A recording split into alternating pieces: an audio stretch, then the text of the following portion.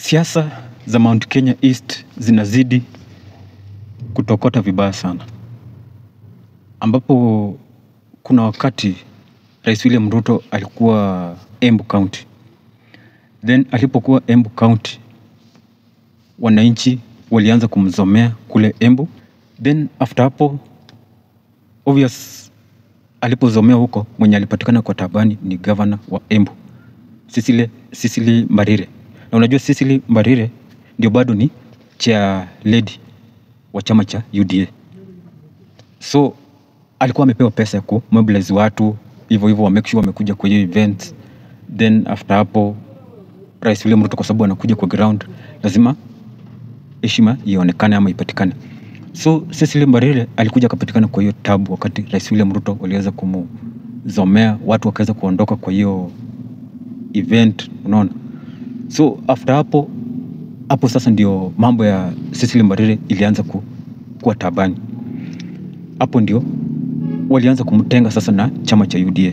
Na after hapo tukaona Deputy President Kithure Kindiki aliweza kuelekea kule Embu na akawa na haya ya kusema 6 months ago. I met with my sister Cess, the governor of Embu, who is also my sister and somebody I love and somebody we've walked a long journey together politically. Kawambia sasa wacha ni kuongeleshe my sister not as the deputy president of Kenya. Wacha ni kuongelesha kama ndugu yako and your age mate, and you will do nothing about what I'm going to tell you. Amuliza governor, how is it possible? You're the national chairman of UDA. You are a UDA governor and the national chairman of the ruling party. Your party leader, the president, comes to your hometown and is heckled. What reason do we have to have you on board as a... Yeah? How is that possible? It's not possible. Yeah. Vijana wanapigia rais hapo kelele ati rais amesema kitu ambayo labda hawapendi. Na unajua tu kando na William Ruto kuweza kuzomea kule Embu, then after hapo tukaona pia yule Muturi akiwa CS wa Public Service akaenda kule. Then wakati alienda kule si kawa anasoma ile condolences ya Rais William Ruto kwa sababu alitumwa kule na kwa ile mazishi ilikuwa kijana ya Lee Kivuti ama Kivuti.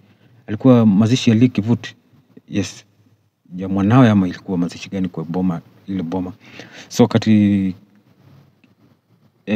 Justin Muturi alienda akasoma hiyo condolences ya Rais William Ruto, then watu walikataa, wakamzomea, wakasema asisome. Badala yake afanye nini? Apatiane kwa familia.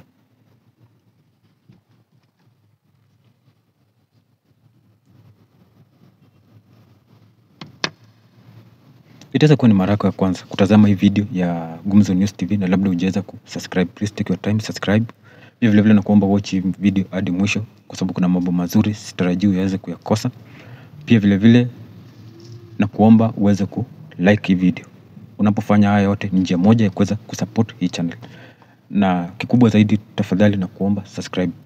Unaposubscribe haikugharimu chochote, haiwezi kata fedha zako kwa M-Pesa wala kwa credit. Unaposubscribe ni free.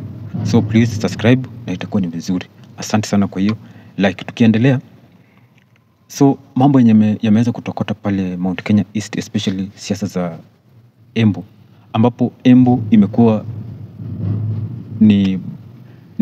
imekuwa siasa za huko zimekuwa tofauti sana kwa sababu Rais William Ruto strategy yake ya kwanza ilikuwa kudivide Mount Kenya East na Mount Kenya West, but imeonekana sasa the way mambo yanaenda, hiyo inaonekana ilikuwa vigumu kuidivide Mount Kenya East na Mount Kenya West kwa sababu tukiangalia kama Embu iko Mount Kenya East, na the way vile wana behave ni kama ground iko kwa Rigathi Gachagua, the way watu wamekaa kule, kwa sababu tumeona Kithure Kindiki ameweza kuzungukia Embu, amezungukia Mount Kenya East, huko ndio amekuwa kizungukia tu, but the way tunaangalia mambo yanazidi kutokota kule kwa sababu jana governor wa Embu Cecily Mbarire wakati alikuwa kwa hiyo hafla ya Madaraka Day, kuna matamshi aliweza kutamka pale, na haya mazungumzo yakaweza kuzua mdahalo kwa vinywa vya Wakenya wengi, na hiyo matamshi ndio itakuwa inatujengea msingi wa uchambuzi wetu kwa hii video. Wacha tumsikize. Mimi mnajua mimi ni chairperson wa UDA party. Na kama kuna mtu amepigwa juu ya kusupport serikali ni mimi Karinda. Divetwa ngavira lakini tendira ngaia ikuo. Lakini nimeanza kuona kuna watu wameanza kunipangia njama, na ni watu wako kwa serikali ile mimi napigania kila siku. Those officers from Nairobi who are coming to Embu to hold night meetings to fight elected leaders, na wana heshima na wanajifanya wanaelewa siasa ya Embu kutuliko sisi. When we are working round the clock to fight for this government, tunaambia wakome. Wanajijua those officers, na wakiendelea I will mention them. Na niwaambie hivi, mimi ni wa before, nimekuwa katika siasa miaka mingi. Msiniletee, otherwise I will talk. Msiniletee vita kutoka Nairobi. Mniambie mmekuwa wapi wakati tumekuwa tukipigania William Ruto hapa Embu, vita kubwa sana. Tukazunguka hii county na MCAs na deputy, tukisema kujeni tuingie kwa serikali tusaidie tuweze kusaidika. Sasa mnatutolea vita Nairobi, mnatuletea hapa Embu. Sitakubali. You know yourselves. Dare you come back to Embu again? Tutaonana mundu kwa mundu. Nengo Rutakarinda mbekere muvuto ndeti namwe. Mwache kuniona kama mimi ni mtu holeo hivi. Mutikambose tamae maetomare. Mimi ni kiongozi elected by the people of Embu County, and you are going to respect me. Munipatie heshima vile na wapatia heshima. And do not take our support for President William Ruto for granted. Kama kuna shida, mtuite kwa meza, mtuambie kuna shida wapi. But musituletee vita hapa Embu. Sitakubali. Tembe tekerani, mwambe tekeria. Mwegwe na ugambu mwaoka kuondevia. Mumere tetue tekera mbara Embu County na tetue kikira watu watukosee heshima. Timikutano ya usiku mkipanga huku na mtaki kuambia mheshimiwa Muriuki, mkona watu mnachukua mbele South ati mkipanga, wengine mmechukua Runyenje, wengine mnachukua wapi, hamtuambii. Tinyinyi ndio mmejua siasa kutuliko. Shetani ashindwe. Neramera kam baby kam. Nyinyi officers tutajuana na tutangangana, na msifikirie mimi ni mtu wa kunichukulia hivi. I am a leader in my own right, and you will respect me and all the elected leaders in Embu County. Kama kuna shida, call us around the table. Let us discuss it. But do not disrespect us. Because if you disrespect us, we will disrespect you in return. Na netuise siasa. Totia Kinyava by mistake. We didn't get here by accident. We got here because we are leaders in our own right. So respect us. Asanteni sana, ngaiwa moya muradhime. So jinsi mnavyomsikiza huyu governor wa Embu, then inaonekana governor wa Embu saizi vile tunaongea hivi, governor wa Embu yuko anatoka UDA. Ni kufunganya virago yake, anafunganya, anatoka kwa chama cha UDA. Kwa sababu inaonekana yeye ameweza kutengwa kwa mambo mengi yenye yanafanyika kwa chama. Ameweza kutengwa yeye kama governor wa Embu sawa na kama mwenyekiti wa chama cha UDA. Kwa sababu ukijaribu kuangalia, wamekuwa wakimtenga kwa mambo muhimu ama zile decision muhimu zenye chama inaweza kufanya, na zile mikutano zote wamekuwa wakimtenga. Hiyo ni dhihirisho tosha kuwa inajidirisha wazi hapa amekuwa akitengwa. Pia jambo lingine, ukijaribu kuangalia huyu governor,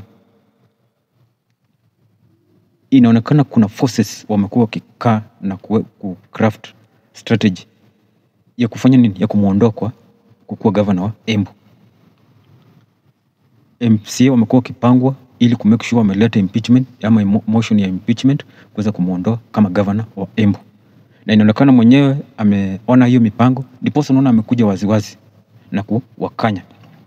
Na information yenye tunapokea kutoka kwa ground ni kuwa Kithure Kindiki aliweza kukaa akaweza kuangalia huyu governor Cecily Mbarire. Hakuna ile effort yoyote yenye anaweka kwa ground ku make sure kama ni county ya Embu na Mount Kenya East kwa jumla wameweza kujiunga na chama tawala cha UDA. Kwa sababu kila wakienda kule wamekuwa wakizomewa rais, kama ni rais anazomewa, wale viongozi wa UDA wakienda huko wanazomewa. Hiyo ground kule imekuwa very hostile kwa Kenya Kwanza na chama cha UDA. Na Cecily Mbarire inaonekana hakuna effort yenye ameweka ku make sure ametuliza mambo huko. So ilibidi sasa wakaanza kumfanya ni kumsideline kwa mipango za chama. Ndiposa unaona kuna mikutano yenye anadai kuwa zimekuwa zikifanyika usiku.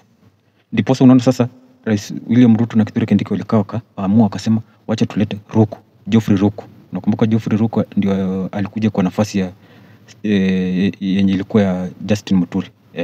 Na alikuwa mbunge, akawacha ubunge, akakuwa minister.